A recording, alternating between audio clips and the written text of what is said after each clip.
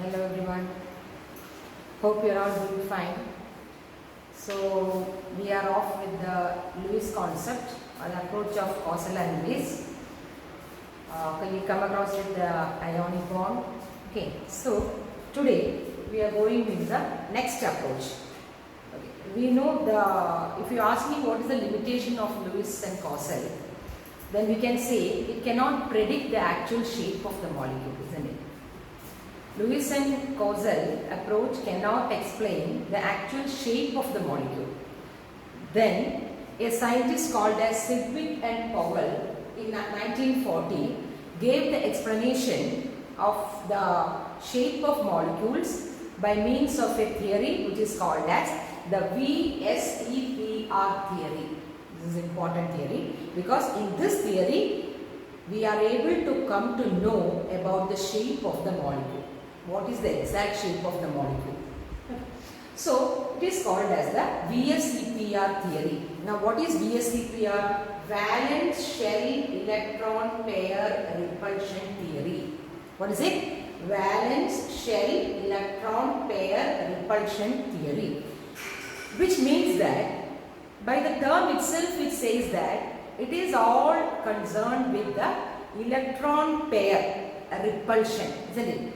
In where? In the valence shell. We know that the electrons which are taking part in the chemical reactions or chemical bonding is what? The valence electrons. So, in that valence electrons, the repulsion among the valence electrons is dealing with the VSEPR theory, and that accounts for the shape of the molecules. So, due to the repulsions of this pair of electrons in the valence shell, we can say such and such molecule has got such and such shape. Or why a linear molecule is considered as a bent molecule. So that answers is coming from this theory, that is the valence shell electron pair repulsion theory, which was first proposed by Sidgwick and Powell in 1940. But it was again redefined by another scientist, a pair of scientists as Nyholm and Gillespie in 1957. We will come to that later. So here there are certain 5 or 6 postulates, six postulates in the VSEPR theory. Okay, we will see one by one. The first postulate says that the shape of the molecule depends on the valence shell electron pairs. I already told you, because the name itself indicating that. Because the shape of the molecule is totally depend on what? The valence shell, the valence shell electron pair. Now, if you are talking about valence shell electron pair, what are the possibilities of electron pairs there? There are bonded electrons and a lone pair of electrons. You know what is lone pair of electrons. The electrons which are not taking part in chemical reaction is called as lone pair of electron. And the electron pair which take part in chemical reaction is called as bond pair electron. So that depends entirely, the shape of the molecule depends on the valence shell electron pair, in which both are included. Not only the bond pair, also the lone pair is also included. Clear? Now the second postulate is, see, the pair of electrons repel one another since they are negatively charged. True? Isn't it? You know that electrons are negatively charged. So, what happens to this pair of electrons? They will repel each other. Isn't it? They will repel. That is why it is called as repulsion theory. The electrons will repel each other because they are having a negative charge. Absolutely correct. Isn't it? Now, what about the third postulate? The pair of electrons, very, very important postulate. The pair of electron, you know there are lone pairs of electron as well as bond pairs of electrons. I will come to that. I will clarify that, bond pair and lone pair. So pair of electrons tend to occupy such positions in space, because what is the shape of molecule? It all tells about what is the spatial arrangement of the atoms, isn't it? Then they will give you the shape of the molecule. That means if you say trigonal, planar means the 3 atoms in the molecule will occupy a triangle, equilateral position. So that is how the geometry comes. So the pair of electrons tend to occupy such positions in space, what? To minimize repulsion. See how they will minimize the repulsion. See, whenever there are so many lone pair of electrons and bond pair of electrons, definitely they are electrons, right? So they are negatively charged. So whatever said and done, there must be a repulsion, isn't it? Between the lone pair and the bond pair, etc. So what this molecule will do? The molecule always have a tendency to get stable, isn't it? Stability means what? Less energy. So if such repulsions are maximum, the molecule tend itself to occupy in such a position that it will minimize the repulsion. Underline. It will minimize the repulsion. So, or I can say, in order to minimize the repulsion, the molecule will have such a, or it will acquire such a position in space in order to minimize this repulsion. So, in order to minimize the repulsion means what? The molecules or the atoms in the molecules will have maximum distance separated, isn't it? If the two atoms are getting more closer, the repulsion will be closer, the repulsion will be more. So what happens with molecule? The instability, or the molecule will be unstable because higher energy. So the molecule itself tend to be in such a comfortable position so that it will have a minimum repulsion. Now how that minimum repulsion is possible? By attaining maximum distance from the atoms. Isn't it? Clear? Minimum repulsion means maximum distance, isn't it? Maximum repulsion means minimum distance because electrons are close by. Maximum distance means the electrons are far apart. So the repulsion will be minimum. So the molecule will be stable, isn't it? The energy will be less. So that is the third postulate. It's a very important postulate. The pair of electrons, because we are now taking account of pair of electrons, bond pair 2, lone pair 2. Okay. So pair of electrons tend to occupy such position in space. How? That minimize repulsion. If you want to minimize the repulsion, thus maximize the distance between them, isn't it? If you want to minimize the repulsion, the atom goes maximum distance. So that is the third postulate. Now what is the fourth postulate? The valence shell is taken as a sphere. That is his assumption. Lewis and Cossel also talk about in his postulate or assumption that he maintained that atom as a kernel, isn't it? And then the kernel is put into a cube where the valence electrons are occupied in the 8 corners of a cube. That was his assumption. Like that, Sidgwick and Powell's assumption about the VSEPR theory was that this valence shell, that means core is there. See, both are somewhat similar. Core is there. What is core? The nucleus and the inner core.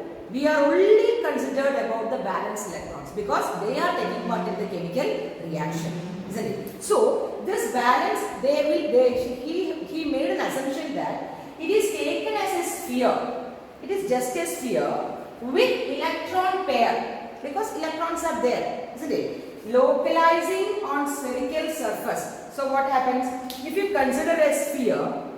Now what Sidgwick and Powell is saying, or what the VSEPR theory is saying, the valence electrons, for example, if there are 8 valence electrons or 6 valence electrons are there, what will happen? The 6 valence electrons will get delocalized. What do you mean delocalized? Localized means it will sit in a certain position. It is localized to that point. Delocalized means what?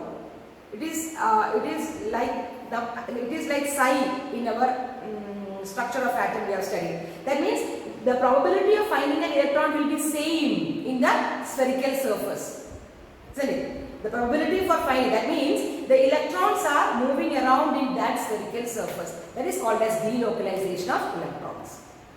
Okay, so that is the fourth point. Valence shell is taken as a sphere with electron pairs localizing on spherical surface at maximum distance from one another. You know what is the point in this maximum distance from one another? What does it tell? It tells that there must be a minimum repulsion.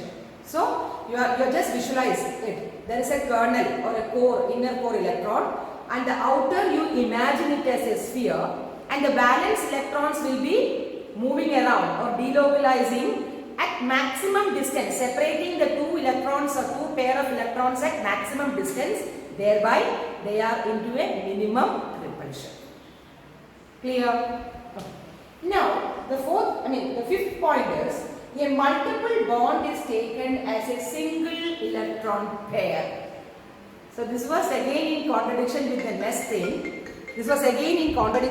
next thing. That is multiple bond. You know that we will study in the hybridization next theory, VB theory, how a single bond and multiple bonds are taking place. Okay, one is by a sigma bond, other by the lateral overlapping. That we will study. But in this significant Powell or the VSEPR theory, what it says that if you, for example, if we have drawn the Lewis structure of carbon dioxide, there carbon double bond O. So we are saying it's a double bond. But significant Powell or the VSEPR theory, it says that we consider that double bond as a single electron pair, and the bonds for multiple bond, that is double or triple bond above the single bond, will be considered as a super pair.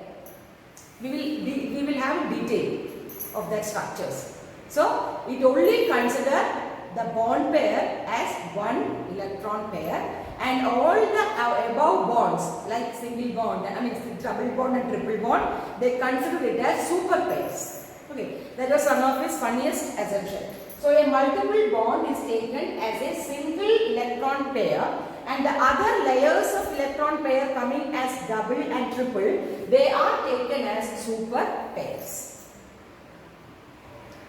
Got it?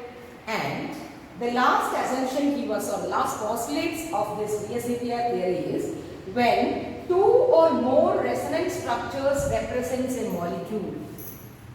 You know the resonance structures. We talked about resonance structures. We draw resonance structures. Why resonance came into the field? Because one Lewis structure cannot explain all the information. So that is why resonance come into effect. So when two or three or more resonance structures can represent a molecule, then the VSEPR theory is applicable to all such type of molecules. That is the last assumption, because it can be applied to all the resonance structures of a molecule. Even if one structure cannot say everything about a molecule, if two or three you have to write, which we say it as a resonance structure or canonical form, this VSEPR theory can be applicable to all these structures. Okay, all these resonance structures or canonical structures. So these are the main assumptions or postulates of VSEPR theory. You got it? Once again I will tell you. The VSEPR theory, you know, valence shell electron pair repulsion theory. Mainly you are considering the electron pair in the valence shell and their repulsions. Okay. First is the shape of the molecule depends on the number of valence shell electron pairs, both bonded as well as non-bonded. Bonded means bond pair of electrons. Non-bonded means lone pair of electrons. The second is the pairs of electrons repel one another since they are negatively charged. Simple. Third is a very important postulate. Pairs of electrons tend to occupy such positions in space that minimize the repulsion and maximize the distance between them. The fourth is valence shell is taken as a sphere and the electrons are delocalizing around the spherical thing with maximum distance from each other in order to minimize the repulsion. And the fifth is a multiple bond is taken as a single electron pair and all other coming in a double or triple will take it as a super pair.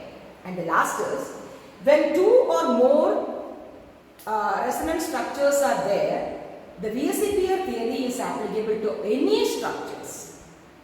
So these are the main postulates of valence shell electron pair repulsion theory. So in your notebook today itself you have to write this postulates. Okay, 6 postulates. Okay, it's clear? Okay, now we will see more about this VSEPR theory. What this VSEPR theory is telling about. Okay. Now what happened is after this Sidgwick and Powell in 1940 said like this, they have given the assumptions as so and so, but it is redefined by another two scientists called as Nyholm and Gillespie in 1957.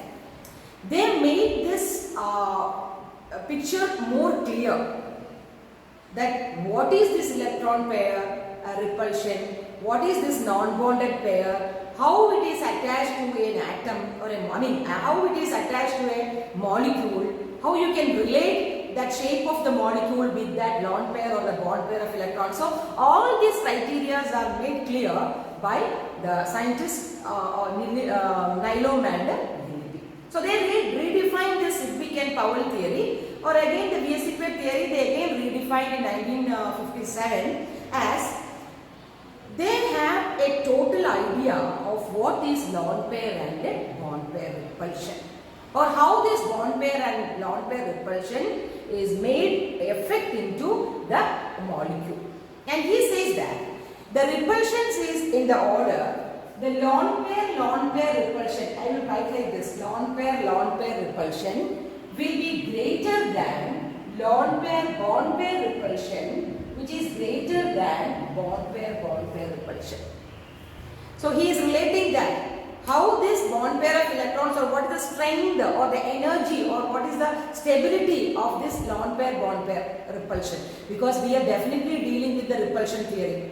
We say that electrons are in the valence, electrons are there, and since they are negatively charged, repulsion occurs. Definitely repulsion occurs. Now how far the repulsion comes, or in which case the repulsion is maximum, that is given by the scientist called as Nyholm and Gillespie. He redefined this theory by telling that the lone pair repulsion must be greater than the lone pair bond pair repulsion, which is again greater than the bond pair repulsion. See, that is a decreasing order. That means lone pair repulsion will have the maximum repulsion. You know that, because other is what? It is taking part in bonding.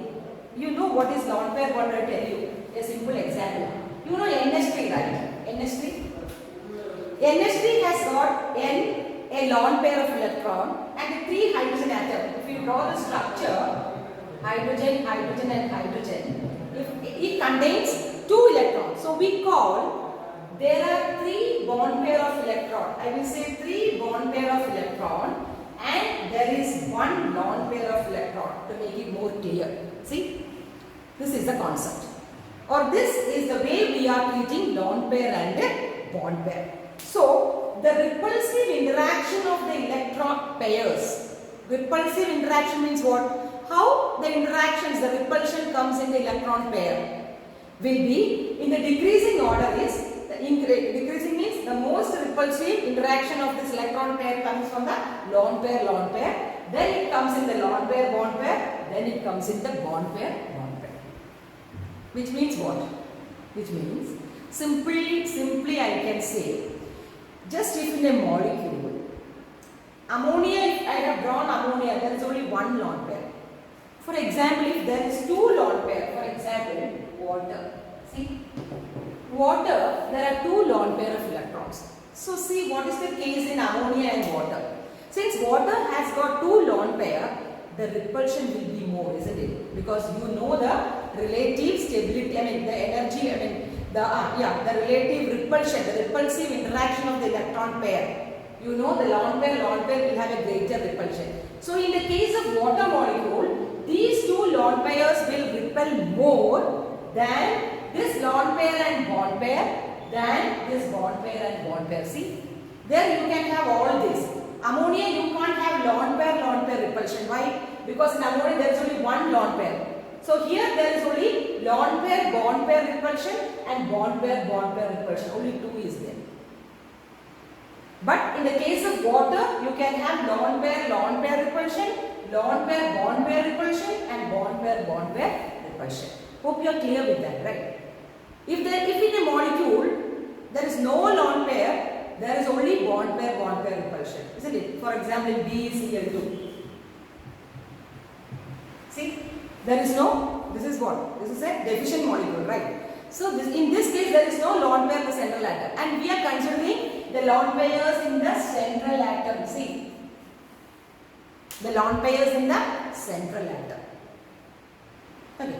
Now, telling more about this lone pair and bond pair, if you visualize it. For example, in the case of ammonia itself, we can say this you know, right? The orbitals you will study in the next theory. Here, how the bonds are formed. You know, px and p of the one orbital and p of the s of the hydrogen atom, right? See, here the p orbital of the nitrogen and s orbital of the hydrogen gets overlapped and a bond is formed. That you will clearly study in the next theory, that is a valence bond theory.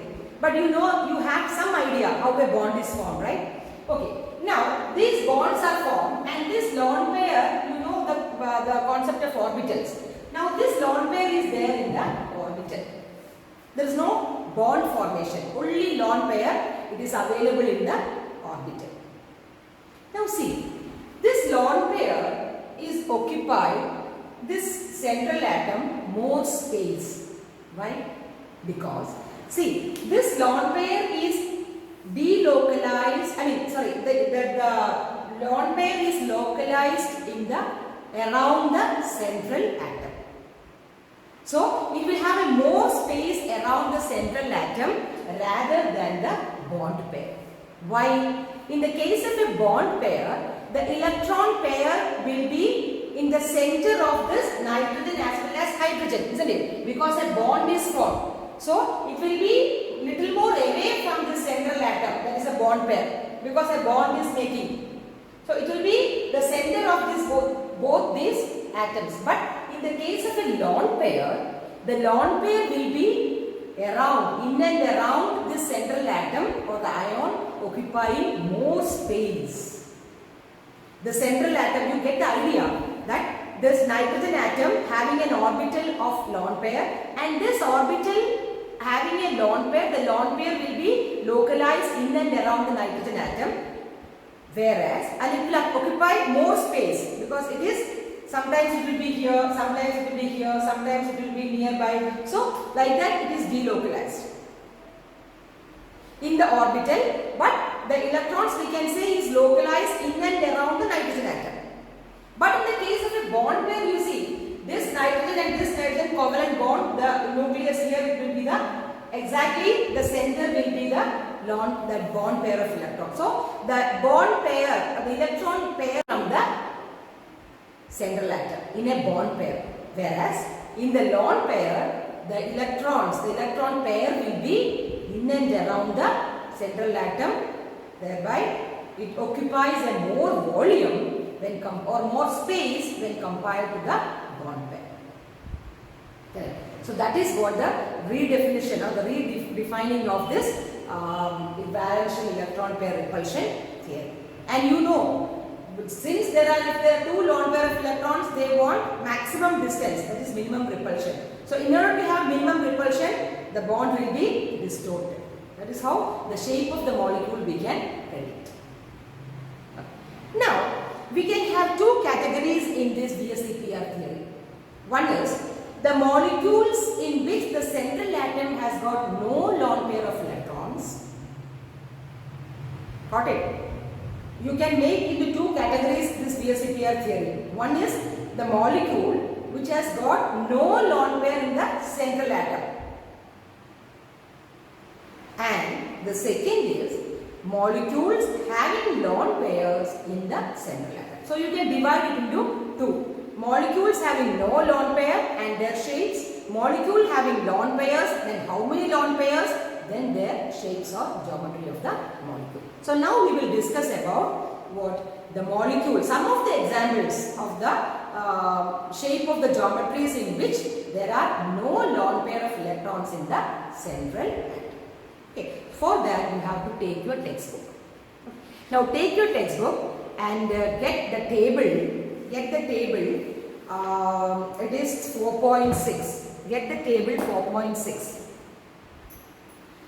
First, get the table 4.6. So in 4.6, the first table shows the molecules having no lone pair of electrons. See, the molecules having no lone pair of electrons. So we will discuss in the text itself. There is no need for me to again draw it because drawing already is there. So there is no need, but you have to draw this table in your notebook. Okay, you have to draw this table in your notebook. So first we will see about the molecules having no lone pair of electrons. Okay, just I will write it. The first molecule is number of electron pairs is 2. See, just go through the textbook. The number of bond pair of electron is 2, or number of electron pair is 2. Then the arrangement of electron pair will be, see, if it is A, here there is 2 electron here. So the arrangement is like this, AB2. You can say AB2. Now see, B is for bonded electrons. Say, you are just formally, you are telling in that chemistry, you can say, just like that, you can have more, not only B, you can have any letter, but we normally practice it as B. That is bond pair of electrons. So, if it is 2 electron pairs are there, then see how the molecule will be. What is the shape of the molecule? There is, see, listen, there is no lone pair in the central atom. No lone pair in the central atom. A is the central atom. 2 atoms are there, B and B, which is bonded by a bonded electron pair, this 2 electron. Now what will be the geometry of such a molecule? Definitely it will be a linear geometry, isn't it? So there is no doubt it is a linear geometry. But examples also you have to study, very important. Only 1 or 2 examples you have to study. You know BeCl2, isn't it? BeCl2 or HgCl2. Any one example is enough to study that. Okay, so that is the first case, that is having 2 electron pairs which is bonded. The central atom has got no lone pair of electrons. What is the geometry?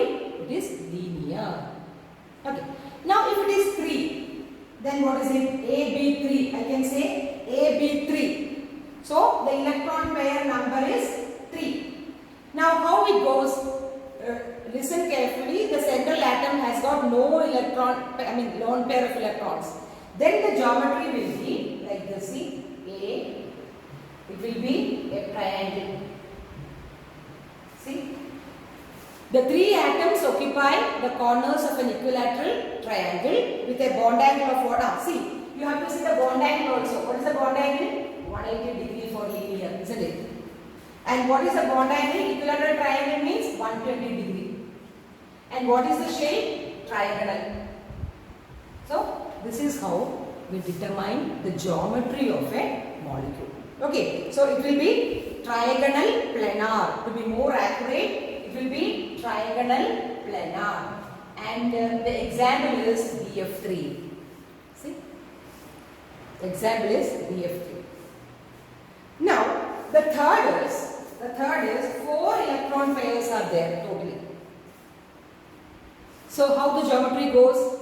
The geometry will be tetrahedral, isn't it? Tetrahedral with a bond angle of 109.5 degree. Just refer to the textbook how they have drawn the tetrahedral. I can draw also like this. See, tetrahedral with 109.5 degree as the bond angle. And the best example is methane. See? So, in a number of electron pairs is 2, that is 2 electron pair, the molecule will be linear, the bond angle is 180. Example, BeCl2. Got it? The second is number of electron pair is 3. The shape will be trigonal planar. The bond angle will be 120 because all the 3 atoms occupies the corners of an equilateral triangle. So it is trigonal planar with a bond angle of 120 degree. A trigonal planar is the geometry we say, and example is BF3. Third is if the number of electron pair is 4. 4 electron pairs are there, so 4 bond is there. What is the shape? Tetrahedral shape. What is the bond angle? 109.5 degree. Then example CH4 or methane. Correct? So, now two more examples are there. That is number of electrons is 5. Can I rub this? You got it? Okay. Now the number of electron pair is 5. Then it will be trigonal pyramid. See, just refer to the textbook how they have drawn it. Trigonal bipyramid. Trigonal bipyramid with a geometry 190 degrees there and 120 degrees there. Just go through the structure. Then its example is PCl5. PCl5. You know what is trigonal bipyramid? I tell you. See, trigonal bipyramid means you have a triangle. How I will draw it? See, you have a triangle like this. If you have a triangle like this, can you see it? Okay. If you have a triangle like this, you made it like this, and so 1, 2 and 3 atom. Now 4th and 5th atom will be on, one will be on the upper side and one will be on the lower side. That is trigonal bipyramidal. If I draw it, see, if I draw it, just imagine, one is at on, for example, PCl5. The 3 Cl is on the equilateral triangle and this is called as axial. Which means triangle, the one chlorine is on the upper side and the other chlorine is on the down side of a triangle. Just imagine that. All the 3 triangles all put together, this and this, it will have pyramid. Now like this, downward side a pyramid. A pyramid comes to the chlorine. That is trigonal bipyramidal. Bipyramid means only not one pyramid, 2. On the upper side is also one pyramid, lower side is also one pyramid. In that, it is chlorine there. See, that is trigonal bipyramid. You call this as equilateral atoms, this is equilateral bonds, and this is called as axial bond. If you have structure, I can show you nicely because you will have then a visualization of that. Okay, so no problem. Just visualize it. Okay, so 5 electron pairs, it will have a trigonal bipyramidal with both angles. 2 angles are there. That is, you know, this angle is 120, right? Equilateral triangle. But this triangle, that is, this angle that is coming up is 90 degree. Correct? Got it? And now the last one in this set is having 6 electron pair. What is it? Having 6 electron pair. Number of electron pair is 6. Now what we will call it as? If there are 6 electron pairs, you call it as octahedral. What is it? Octahedral. It is called as octahedral. And it has a shape also, you call it as octahedral. And the example is SF6. SF6. Now octahedral means, see, listen, I will tell you, square, you know square, right? Square. Sulfur is there and on the 4 corners of a square, the fluorine is there, correct? Like what we said in triangle, likewise a square will be there and on the upper side of the square, all the angles put together to form a pyramid and form one fluorine. In the same way, fluorine in the downwards. So I will represent like here all this taken and form fluorine in the upper side. Likewise, same in the case of downwards. So SF6. That is the pyramidal shape. But if you want to represent this SF6, you will have like this. You can represent like this. See, SF6. We call this as what? Axial bonds. These two are axial bonds and this is planar bonds. Square planar bonds. So in the square, you imagine a square in a plane. You imagine a square, this is a rectangle, right? Imagine this as a square and all these bonds, four things are there, no? 1 atom, 2 atom, 3 atom, 4. These 4 atoms are linked to 1 atom here. You can visualize it, right? And again at the same time, all these 4 atoms are linked to an atom here. That is S of 6. S in the middle.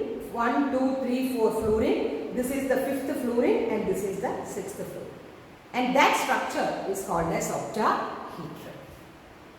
So you got it? What is so? Let me sum up.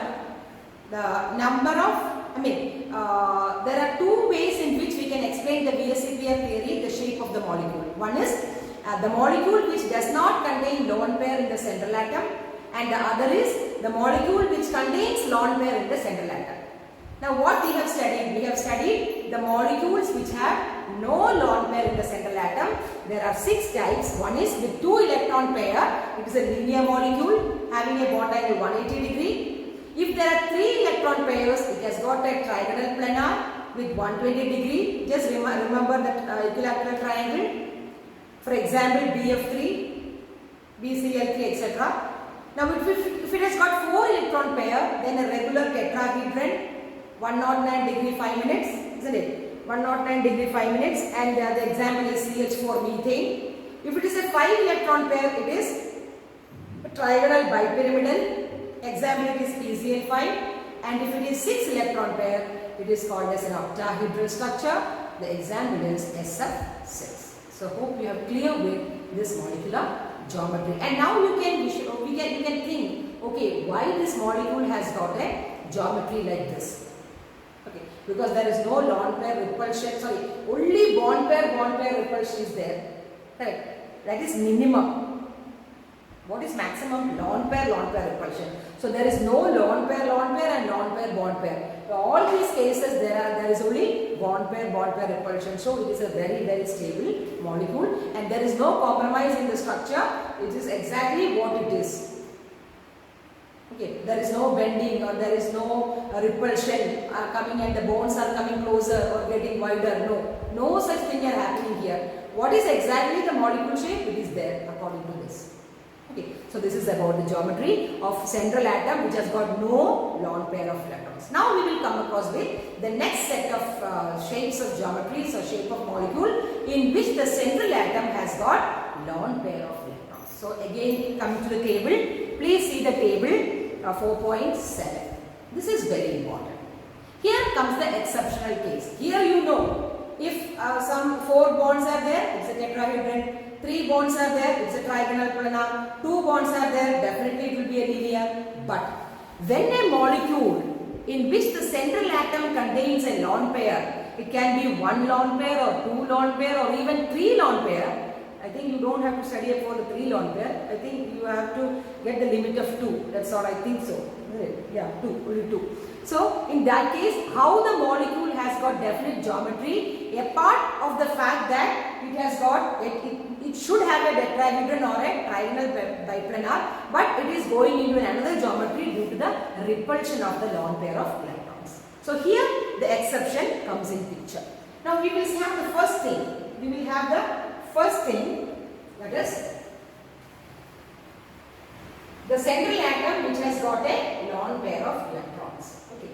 Now the first is, here we can write a molecule type. See, in the first column we will have a molecule type. What is that molecule type? It is AB2E. Listen, I will tell you one thing. What is the E represents here?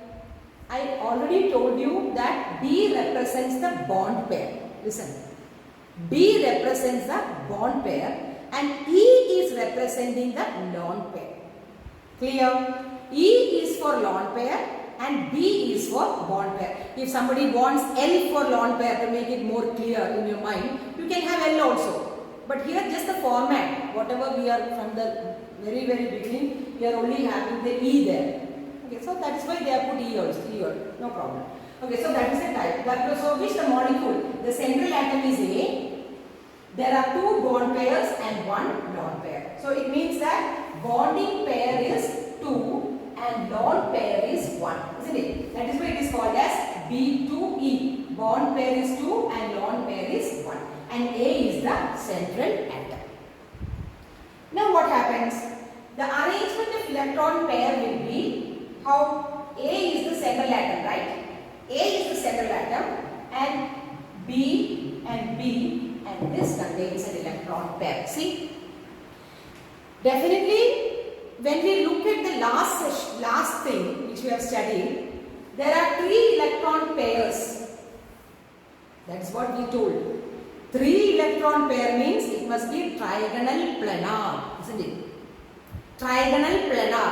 But we took the geometry as trigonal planar when the central atom has got no lone pair of electrons, isn't it? That is why BF3, isn't it? BF3. That means, see, all the 3 are bond pairs. There is no lone pair. But if you talk about the electron pair, we say in these 2 molecules there are 3 electron pair. Correct? Because this is 1 electron pair, this is 1 electron pair, this is 1 electron pair, 3. In the same way, this is 1 electron pair, this is 1 electron pair, this is 1 electron pair, 3 electron pair. So, theoretically, if you are speaking about electron pair, 3 electron pair. But the difference is, here there are 3 bond pair, and here the molecule which our interest is, there are only 2 bond pair and 1 lone pair. Now, can we say this molecule will have the same geometry as this one? Definitely not, isn't it? So that there lies the difference in the structure of the molecule, where the VSEPR theory has the full credit in giving the shape of the molecule. 100% credit goes to the VSEPR theory for giving the shape, exact shape of the molecule, by taking into the consideration of the repulsion of this lone pair and the bond pair in the valence shell. Definitely it works. So, in this case we cannot say it as a trigonal planar. So, why? Because there is a lone pair bond pair repulsion which is greater than the bond pair repulsion. Now, what will the molecule do? The molecule will tend to bend or become closer. These 2 bond will become closer, little closer. You know it is 120 degree, right? If I say triangle, it must be 120 degree, isn't it? It must be 120 degree. Okay, so we will talk about more the bond angle there. So this will have what? In order to have this lone pair bond pair repulsion to be minimum, it will have a bend geometry. See, it will have a bend geometry. Some slight bending will be there in order to give the molecule stable. And the example is SO2 or O3. We will come with that. We will see the detail of SO2. Why this has got a bend structure. That we will study in later. Okay, next. So this is how you go for it. A, B to E. That is, the bond pair is 2, the lone pair is 1. If lone pair was not there, there are 3 electron pair. It should have trigonal planar. But actually, the shape of the molecule is bent. Why? The value point is, here there is a lone pair bond pair repulsion and also bond pair repulsion. Since lone pair bond pair repulsion is greater, the molecule will slightly bend so as to get minimum repulsion and maximum stability. Okay, so that is why it has a bend structure. Is it clear? Now we will go on to the second one. Okay, now it will be very clear for you. Okay. Now it will be easy for you how you get into that. Now the second is, we can have A, B, 3, E, which means what? You know, 3 bond pair and 1 lone pair, isn't it? 3 bond pair and 1 lone pair. Now how it goes? If now already how many electron pairs? 4 electron pair are there, correct? Now if there is no lone pair, it will be a tetrahedron, isn't it? CH4. But here there is 1 lone pair. What will happen? This is A, tetrahedron, 1 is B, B, B. See, 1 orbital of the tetrahedron will occupy the lone pair. See? So, the bond angle won't be tetrahedron. It is trigonal pyramidal. See? Trigonal pyramidal. And the best example is NH3.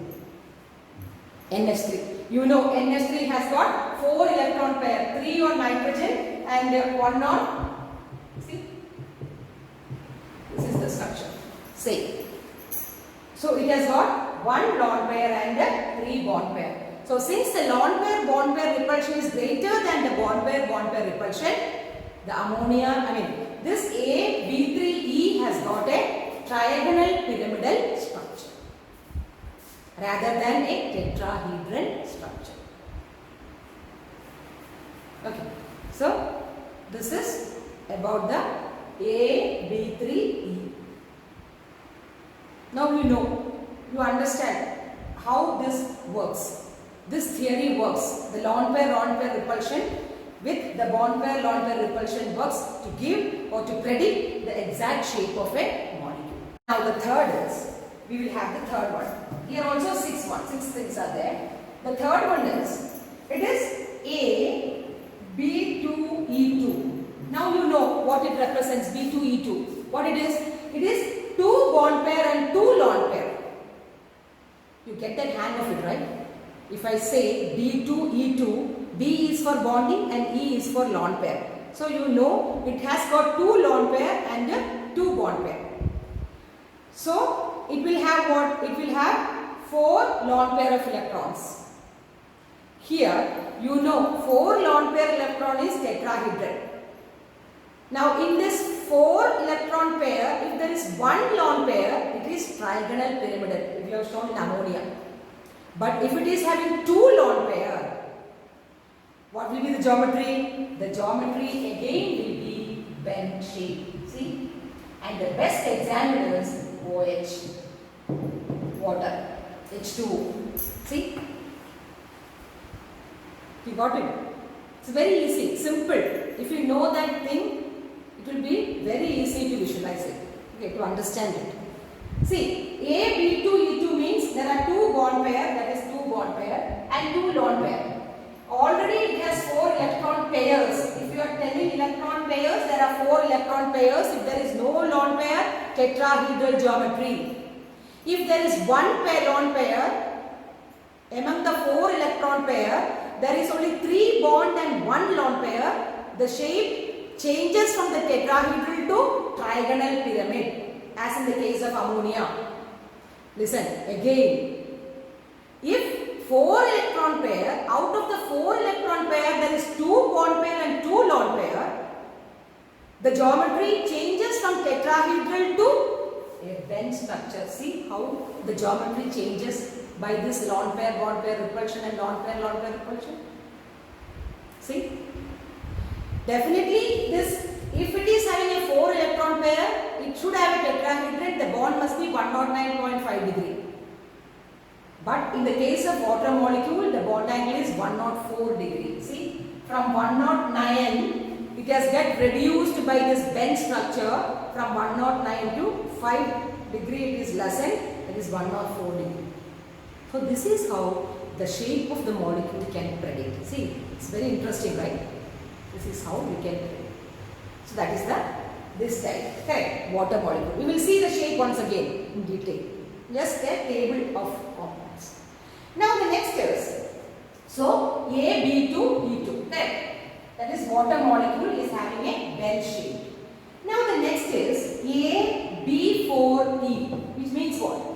AB4E, which means 4 bond pair and 1 lone pair.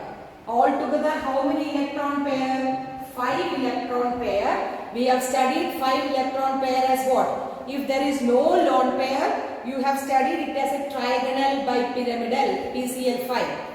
But if there is 1 lone pair and 4 bond pair, see, if there is 1 bond pair and 1 lone pair and 4 bond pair, it should be a trigonal bipyramidal, correct?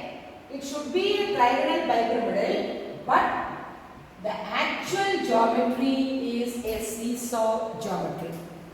You know seesaw, right? If the 2 places are there in a seesaw to sit, once you have one somebody is there, then the other side will go up. So like that you can, there's a game in the park and all, you know, there are seesaws, right? Okay, so that seesaw type of geometry is there in a AB4E type. We will see how that seesaw geometry comes due to the repulsion. Okay, so the example for seesaw is SF4. Okay, that is the seesaw geometry. So if I want to have a draw of it, A, okay, B, B, B, B. See, this is seesaw, right? A, B, 4, E.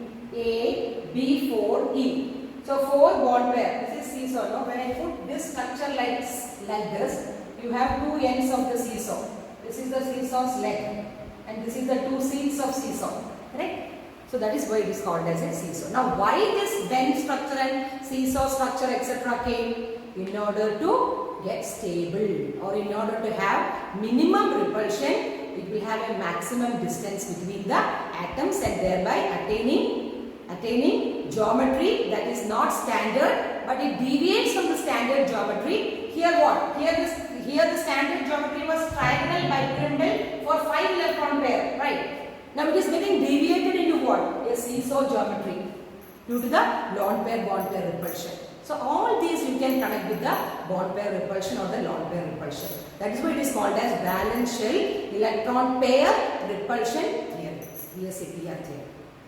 Correct. Right. Now we will have the next one. Now you are okay with, right? We will see more detail about some of the compounds having special geometry. Okay. Now the next is so seesaw. Next again is A, B3, E2. See, again this is 5 electron pair, but instead of 4 bonding, there is only 3 bonded and 2 electron pair. So, if it is 5 electron pair, the standard geometry was trigonal bipyramidal. If there is 1 electron pair, it gets deviated to seesaw. If it is 2 electron pair, the repulsion will be more, because here there is a lone pair repulsion which will be greater than the lone pair bond pair repulsion, which is greater than the bond pair repulsion, isn't it?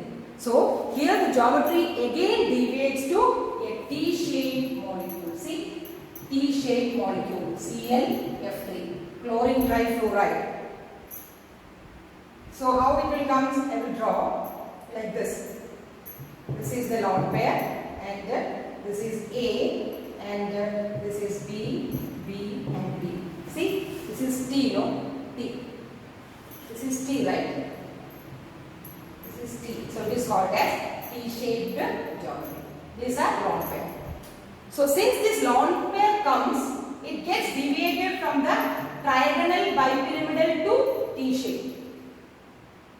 Correct. Trigonal bipyramidal to T-shape. When it has got 2 lone pair of electrons. If it has 1 lone pair of electron, the geometry deviates from trigonal bipyramidal to seesaw. Correct. So this is how the geometry goes. And the last 2 is, now we will see and see how the shape goes deviating. The last is A, B, 5, E. See, that means 6 electron pair. 6 electron pair. In the 6 electron pair, 5 are bonded and 1 is lone pair. Now if there is no lone pair for 6 electron pair, what is the standard geometry? It is octahedral geometry. We have seen SF6. But there is 1 electron pair, lone pair of electrons there. So the geometry deviates from the octahedral to square pyramid. So octahedral to square bipyramid. See? And the example is BRF5. See? Correct. And the last is, this again have one more version, that is AB4E2.